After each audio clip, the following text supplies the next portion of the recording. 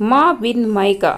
भाई के बहुत जिद करने पर सीमा बच्चों के साथ अपने मायके रवाना होली। विवेक जल्दी लेने आइएगा और हाँ, बार बार फोन करके आने को कहिएगा। सीमा, क्या हो गया है तुम्हें? अनुज कब से आने की जिद कर रहा है। जा रही हो तो कुछ दिन आराम से रह कर आओ। भाई है तुम्हारा, अचानक इतनी दूरी क्यों? आराम से रह कर आऊं? क्या कह रहे हो? तुम्हें तो बस अपनी स्वतंत्रता से मतलब है, किसी दूसरे की भावनाओं से कोई लेना देना नहीं। कह दिया ना, 2-4 दिन बाद वापस आने की जिद करना, बस यही एक कहना मान लो। रात की ट्रेन में विवेक ने सीमा व बच्चों को बैठा दिया। ट्रेन अगले दिन सुबह हैदराबाद पहुंचने वाली थी। न जाने कितने विचार सीमा के मन को बेचैन किए हुए थे। जल्दी सोने से सुबह जल्दी होगी, इसी विचार से बच्चे सो चुके थे। ट्रेन के हर झटके से सीमा हर बार कुछ नया सोचने लगती। ट्रेन ट्रेन, हाँ जी विवेक, सोई नहीं? नहीं, मेरी याद, हाँ। अब बाकी तो जिंदगी में बचा ही क्या है। सुनो, ट्रेन समय पर चल रही है, सुबह जल्दी पहुंच जाओगे। ऐसा करता हूँ, अनुज को फोन कर लेने आने को कह देता हूँ। नहीं, उसकी कोई जरूरत नहीं, मैं कैब बुक कराकर खुद पहुँच जाऊंगी। आप सो जाइए, सुबह घर पहुँचकर बात करते हैं। फोन रखा तो मन में कई सवाल जवाब तहलका मचा रहे थे। मन में पूरे समय मायके की याद थी, माँ की आवाज़ थी। मैंने अनुज को बोला था, ले आ बिटिया को, अकेले बच्चे और सामान लाना मुश्किल होगा। दुष्ट हिला भी नहीं, पहली बार थोड़ी आ रही है, सारे गली मोहल्लों से परिचित है। वो तो यहाँ की डॉन थी, अपने आप आ जाएगी। बात याद कर एक हंसी सीमा के चेहरे में दौड़ गई।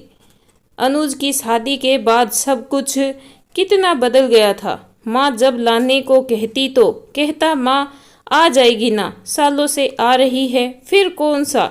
बैठने से पहले मुझे फोन कर लेने आने को बोली थी। अरे दुष्ट, क्या कर रहा है? बहन है तेरी, कितनी खुश होगी उसे अगर तू लेने गया तो। माँ, अब मेरी भी जिम्मेदारियां है, ये लेने जाना छोड़ना, इन सब के लिए मेरे पास समय नहीं है। जब एक शहर से दूसरे शहर आ सकती है तो स्टेशन से घर आने में क्या परेशानी। मना कर रहा है सीमा, कितनी बार बोला पर लेने आने को तैयार नहीं। कोई बात नहीं माँ, मत कहा करो, अब वो भी बच्चा नहीं है, उसकी भी शादी हो गई है। मेरे जीती जी तो मान जाता, बाद में देखी जाती, जैसा रिश्ता निभाना है निभाते। छोड़ो ना माँ, क्यों बात का पतंगड़ बना। मैं आ जाऊंगी अपने आप, मत कहा करो उसे। न जाने कितनी बातें उसके मानस पटल में दौड़ने लगी। जबरन आंखें बंद कर नींद से मुलाकात करने की कोशिश अंततः सफल हुई। सुबह अचानक घबराकर उठी तो देखा सही समय पर आंख खुली है। गाड़ी स्टेशन पर दौड़ रही थी। बाहर झांक देखा तो हैदराबाद लिखा था। बच्चों उठो, बेटा चलो, हमें उतरना है, जल्दी करो, नीचे उतर के बुक करवा लेंगे। असलाई आंखों से बच्चे अपना अपना सामान ले खड़े हो गए। मन में सोचने लगी, अभी तक माँ 10 फोन कर देती थी, पता नहीं घर का माहौल कैसा होगा, जाते ही किससे सामना होगा, वो अपना सामान कौन से कमरे में रखेगी, और भी न जाने क्या क्या। जैसे ही बच्चों को उतार अटैची बाहर निकालने लगी, अटैची का वजन कुछ कम सा लगा। ला, ये मुझे दे दे, कुछ और सामान है तो वो ले आ। तू इतने सुबह क्या जरूरत थी? पहले तो कहते कहते भी औरों को उतरने दे, बाकी बातें आराम से बैठकर करना। दोनों स्टेशन को चीरते हुए बिल्कुल मौन चलते रहे। बच्चे मामा से दुनिया भर की बातें करने में लग गए। सामान कार में रख अनुज ने सीमा के लिए आगे वाली सीट का दरवाज़ा खोल दिया। कैसी है? भाई के पूछते ही एक आंसू टपक पड़ा। मन आया सीने से लग जोर जोर से रो दे। बहुत जल्दी पूछ रहा है कैसी है, लेकिन शायद उम्र की परिपक्वता। गर्दन हिला, ठीक हूँ मैं, जवाब दिया। इतनी ठंड में लेने आने की क्या ज़रूरत थी? कल तक माँ लाने की जिद करती तो कहता था डॉन है, आ जाएगी। अब इतनी चिंता क्यों? अपनी डॉन पर विश्वास नहीं रहा। छोटे मोटे शिकवे शिकायतों में घर आ गया। घुसते ही देखा इन 2 सालों में काफ़ी बदल चुका था। माँ का तुलसी का पिंडरा गार्डन के बीचों बीच सुंदर सी पेंटिंग से सजाया गया था। सोच रही थी कितनी बड़ी हो गई हूँ, वरना ऑटो से उतरते ही माँ माँ चिल्लाकर दौड़ती चली जाती थी। नज़र उठाकर घर की देहली देखी। आज वहाँ कोई रौनक नहीं थी। उस देहली की रौनक तो माँ हुआ करती थी। जैसे ही दरवाज़ा खुलता भाभी व बच्चों ने जोर से हल्ला मचाया, वेलकम होम। यकीन हो ऐसा स्वागत इससे पहले मायके में कभी नहीं हुआ था। बच्चे भाभी ने जाने कितनी पुरानी बातें करते रहे। दी, ये लीजिए आपके पसंद की अदरक वाली कड़क चाय। बच्चे भी नदियाल बहुत खुश थे। बातों बातों में समय का पता नहीं चला। सारी खुशियाँ थी, कोई कमी नहीं थी। लेकिन सीमा का मन बस एक जन को ढूंढ रहा था, माँ की मौजूदगी को, उसके एहसास को। बिन माँ मायका कैसे हो सकता है। जैसे ही अंदर गई, बरामदे में माँ की तस्वीर लगी थी, वहीं खड़ी हो गई। आंसू को काबू में न कर पाई तो भाभी ने कंधे पर हाथ रख कहा, हम हैं ना दीदी, आपका मायका हमेशा पहले जैसा रहेगा। कैसे कहती तुम, उसकी जगह कैसे ले सकती हो, जो मेरे चेहरे से मेरे दिल की बात जान लेती थी। आते ही जिनके सीने से लग ससुराल की हो या कोई और परेशानी छू मंतर हो जाती थी। आंसू पोंछ माँ के कमरे में गई। कमरा बिल्कुल वैसा ही रखा था जैसा वो चाहती थी। सीमा का सामान माँ के कमरे में रखवा दिया गया। देखते ही देखते 4-5 दिन कहाँ बीत गए पता ही नहीं चला। बीते चंद सालों में कुछ महसूस ही नहीं कर पा रही थी कि भाभी के हाथ का स्वाद भी बिल्कुल माँ जैसा है।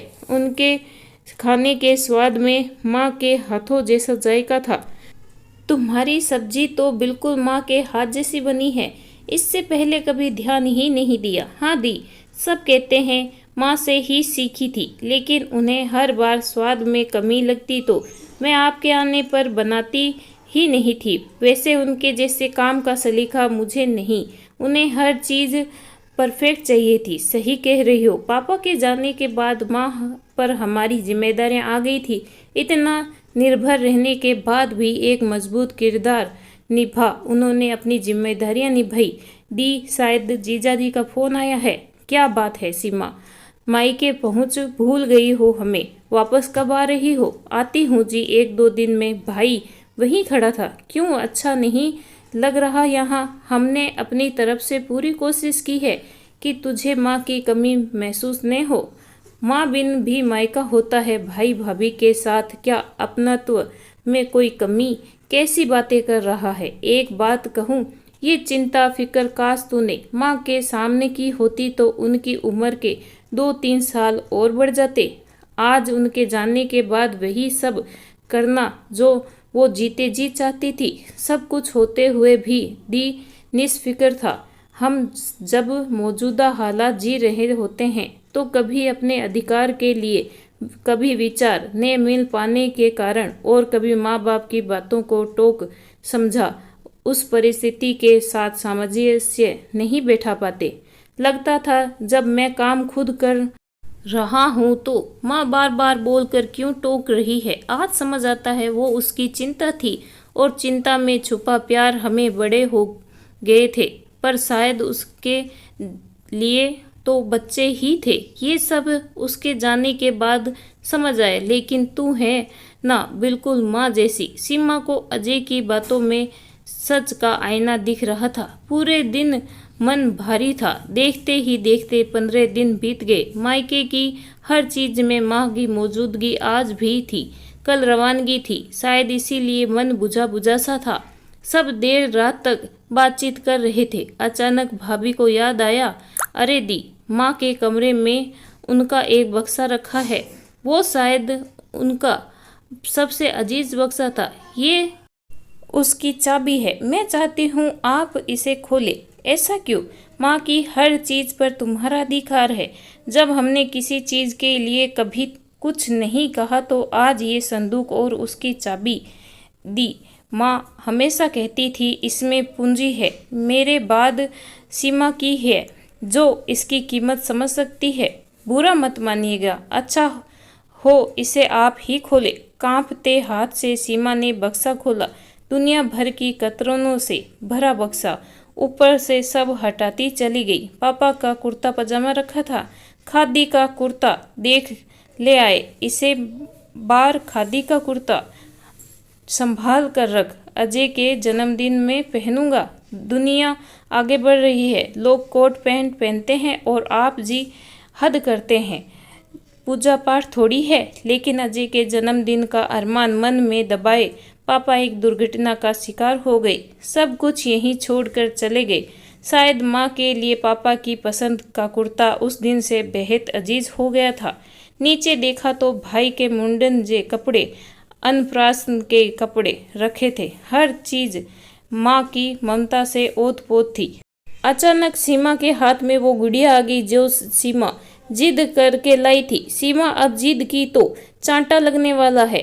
माँ दिला दो ना वो गुड़िया, दिमाग खराब है तेरा? इतनी महंगी गुड़िया, कुछ और ले ले बेटा, थोड़े दिन बाद तू इसकी तरफ झांकेगी भी नहीं। लेकिन सीमा पर तो निष्फल वाली बड़ी सी गुड़िया का भूत सवार था।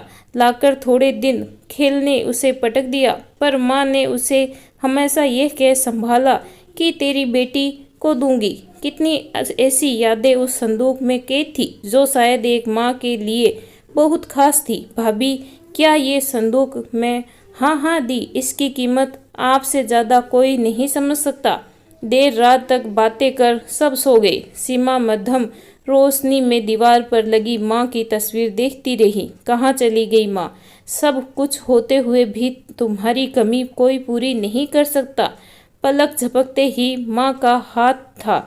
सीमा, सारा सामान रख लिया ना? ये देख, ये साड़ी तेरे लिए रखी है, रख ले इसे। माँ, ये तो तुम्हें मामा ने दी थी, तू पहनना। मैं नहीं पहनूं या तू, एक ही बात है। ये रंग कहाँ पहनती हूँ, उसी दिन से तेरे लिए रखती थी। ये ले, अचार की शीशी भी रख। माँ, भाभी क्या कहेगी? कोई कुछ नहीं कहेगा। ये मैंने चुपचाप तेरे पसंद की डाल कर रख दी है, रख ले बैग में। सुबह विदाई दी।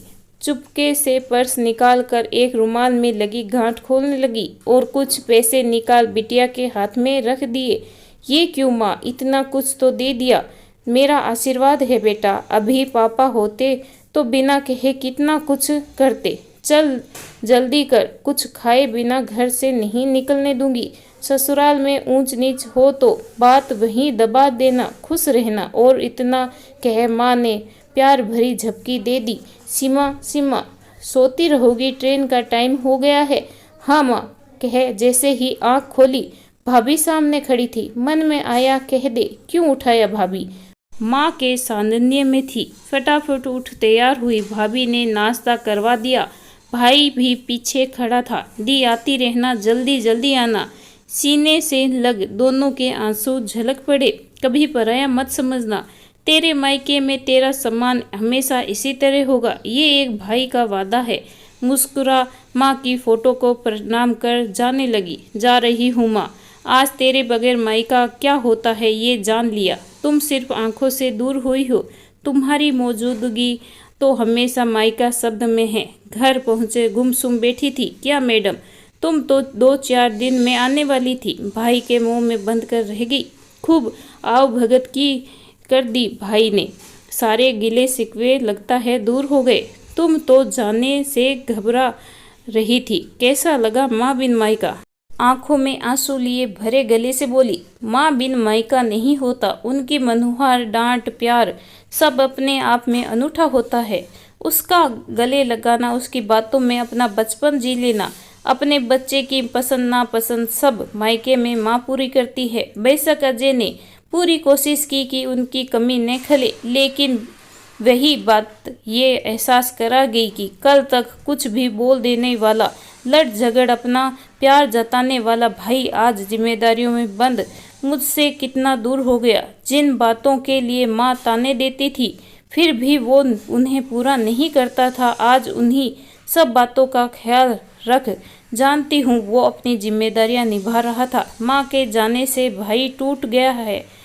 उसकी जगह एक जिम्मेदार पति, पिता और रिश्ता निभाने वाला भाई खड़ा था। आंसू पोंछने वाली माँ बिन मायका कैसा जी। माँ बिन मायके की कल्पना करने से भी रूह कांपती है। आते आते कह रहा था जल्दी आना, यही तो मायके की दूरी का आभास हुआ। पहले मन में जाने की एक उत्सुकता थी।